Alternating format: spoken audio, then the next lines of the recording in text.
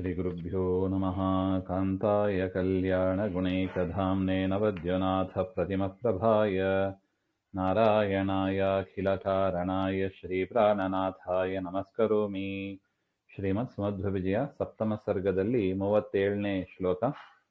ಸತತಂ ಗಳತಾ ಸ್ವತಃ ಶ್ರುತಿ ತ್ರಿತಯೇನೇವ ನಿಕಾಮಮಂಕಿತಃ ಸುವಿಡಂಬಿತ ಕಂಬುರೀಕ್ಷ್ಯತೆ ವರರೇಖಾತ್ರಯವಾನ್ ಗುರೋರ್ಗಲಃ. ಸತತಂ ಗಲತಾ ಸ್ವತಃ ಶ್ರುತಿ ತ್ರಿತಯೇನೇವ ನಿಕಾಮಮಂಕಿತಃ ಸುವಿಡಂಬಿತ ಕಂಬುರೀಕ್ಷ್ಯತೆ ವರರೇಖಾತ್ರಯವಾನ್ ಗುರೋರ್ಗಲಃ. ಸತತಂ ಗಲತಾ ಸ್ವತಃ ಶ್ರುತಿ ತ್ರಿತಯೇನ ಇವ ನಿಕಾಮಂ ಅಂಕಿತಃ ಸುವಿಡಂಬಿತ ಕಂಬುಃ ಈಕ್ಷ್ಯತೆ ವರರೇಖಾತ್ರಯವಾನ್ ಗುರೋಹೋ ಗಲಃ.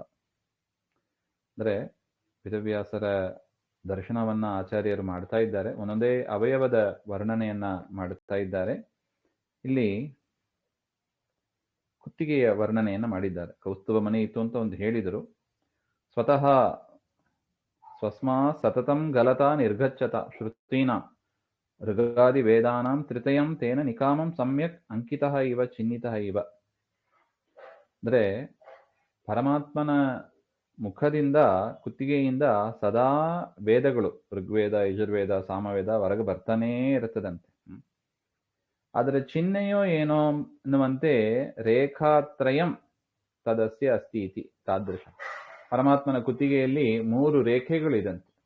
ನಾವು ನೋಡ್ತೀವಿ, ಅಲ್ಲಲ್ಲಿ ಲೈನ್ಸ್ಗಳು ಬಂದಿರ್ತದೆ. ಕೆಲವರಿಗೆ ಹಣೆ ಮೇಲೆ ಬಂದಿರುತ್ತದೆ, ಕೆಲವರಿಗೆ ಕುತ್ತಿಗೆಯಲ್ಲಿ ಇರುತ್ತದೆ. ಹೇಗೆ ಕೈಯಲ್ಲಿ ರೇಖೆಗಳಿದೆಯೋ ಅದೇ ತರ ಕುತ್ತಿಗೆಯಲ್ಲಿ ರೇಖೆಗಳು ಇದೆ ಅಲ್ವಾ, ಆ ತರ 3 ರೇಖೆಗಳು ಇದಂತೆ.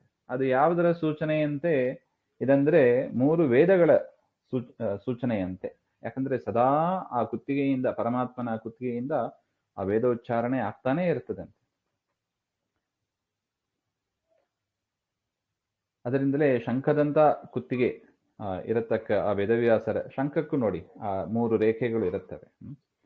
ಆ ಶಂಖದಂತ ಕುತ್ತಿಗೆ ಆಕಾರ ಇರತಕ್ಕ ಆ ವೇದವ್ಯಾಸರ ಕುತ್ತಿಗೆಯಲ್ಲೂ ಕೂಡ 3 ರೇಖೆಗಳು ಇದೆ. ಹಾಗೆಂತ ಗುರೋಹೋ ಶ್ರೀ ವ್ಯಾಸಸ್ಯ ಗಲಹ ಕಂಠಃ ಈಕ್ಷತೆ ಅಂತ ವೇದವ್ಯಾಸರ ಗುರುಗಳಾದ ವೇದವ್ಯಾಸರ ಕುತ್ತಿಗೆ ನೋಡಲ್ಪಟ್ಟಿತ್ತು ಅಂತ. ನೋಡಿ, ವೇದವ್ಯಾಸ ಕಂಠಃ, ವೇದವ್ಯಾಸರ ಕುತ್ತಿಗೆ ಶಂಖವತ್ ರೇಖಾತ್ರಯೋಪೇತ, ಶಂಖದಂತೆ 3 ರೇಖೆ ಉಳ್ಳದ್ದಾಗಿದೆ. ಕಂಠೆ ವಿದ್ಯಮಾನ ತಿಸ್ರೋ ರೇಖಾ, ಆ ಕಂಠದಲ್ಲಿರತಕ್ಕ 3 ರೇಖೆಗಳು ಆ ಕಂಠದಿಂದ ಹೊರಗೆ ಬರತಕ್ಕ ಋಗಾದಿ ವೇದಗಳಂತೆ ಅದು ಭಾವಿಸ್ತಾ ಇದೆ. ಹಾಗೆಂತ ಇತಿ ಪ್ರತಿ ಅಂತ ಈ ರೀತಿಯಾಗಿ ತಿಳಿದು ಬರ್ತಾ ಇದೆ ಅಂತ ಉಪಮಾ ಇದೆ. ವೇದತ್ರಯಮೇವ ತ್ರಿರೇಖಾರೂಪೇಣ ಸತತಂ ಬಹಿರ್ಗತಃ. 3 ವೇದಗಳೇ ಆ ರೇಖೆಯ ರೂಪದಲ್ಲಿ ಇದ್ದು ಸತತ ಹೊರಗೆ ಬರುತ್ತದೆ ಅಂತ ಮೇ ತರ್ಕಃ, ನನ್ನ ಅಭಿಪ್ರಾಯ ಅಂತ ಒಟ್ಟು ಆಚಾರ್ಯರು ಆ ರೀತಿಯಾಗಿ ತಿಳ್ಕೊಂಡ್ರು ಅಂತ ಹೇಳ್ತಾರೆ. ಸಕಲಾಸ್ತ ಕಲಂಕ ಕಾಲಿಮ ಸಕಲಾಸ್ತ ಕಲಂಕ ಕಾಲಿಮ ಸ್ಫುರದಿಂದು ಪ್ರಕರೋರು ವಿಭ್ರಮಂ ಅಧರೀ ಕುರುತೆ ಸ್ವಶೋಭಯ ವದನಂ ದೇವಶಿಖಾಮಣೇರಿದಂ.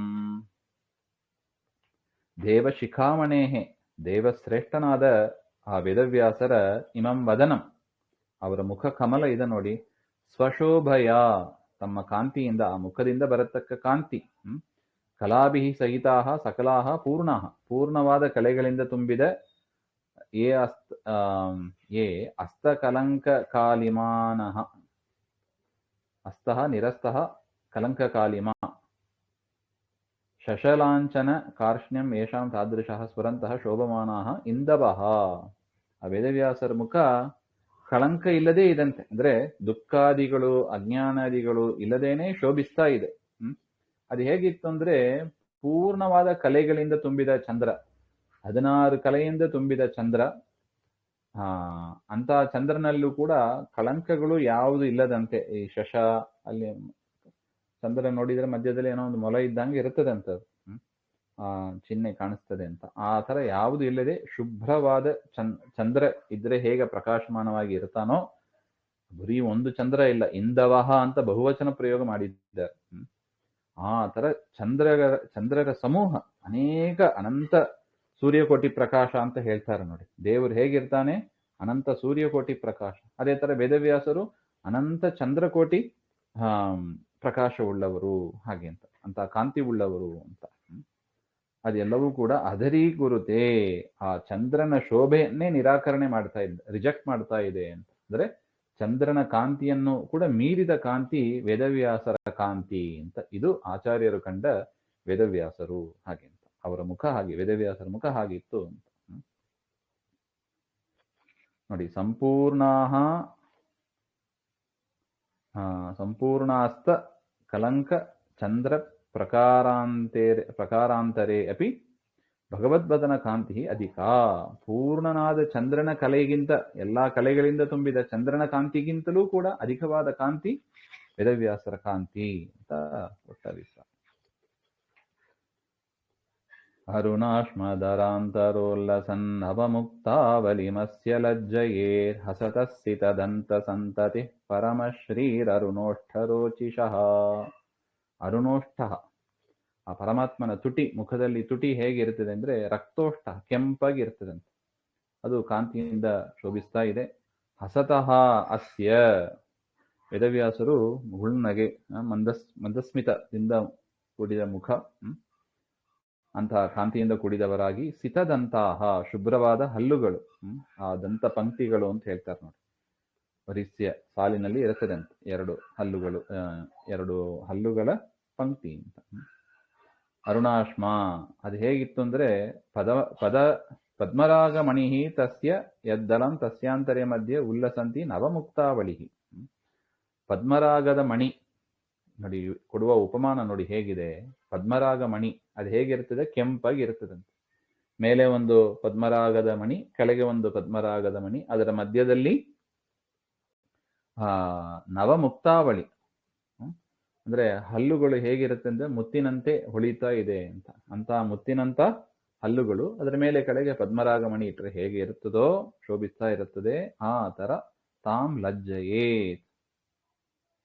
ಅದನ್ನು ಕೂಡ ಮೀರಿದ್ದಾಗಿದೆ ಅಂತ ಒಟ್ಟು.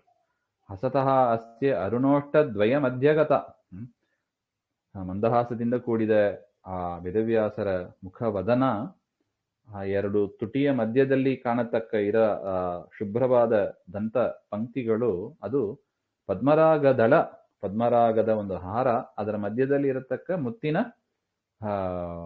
ಆವಳಿ, ಮುತ್ತಿನ ಪಂಕ್ತಿ, ಅದು ಇದ್ರೆ ಹೇಗಿರುತ್ತದೋ ಅದನ್ನು ಕೂಡ ಅತಿಶಯತೆ, ಅದನ್ನು ಕೂಡ ಮೀರಿಸಿದಾಗಿದೆ, ಅದರ ಕಾಂತಿಯನ್ನು ಕೂಡ ಮೀರಿಸಿದಾಗಿದೆ ವೇದವ್ಯಾಸರ ತುಟಿ ಮತ್ತು ದಂತ ಪಂಕ್ತಿಗಳು, ಹಾಗೆ ಅಂತ. ಅರುಣಾಶ್ಮದರಾಂತರೋಲ್ಲಸನ್ ಅವಮುಕ್ತಾವಲಿಮಸ್ಯ ಲಜ್ಜಯೇರ್ ಹಸತಸ್ಥಿತದಂತ ಸಂತತಿ ಪರಮಶ್ರೀ ಅರುಣೋಷ್ಠರೋಚಿಷಃ. ಶ್ರೀಮಧ್ವಾಂತರ್ಗತ ಶ್ರೀಕೃಷ್ಣಾರ್ಪಣಮಸ್ತು. ಶ್ರೀ ಹರೇ ನಮಃ.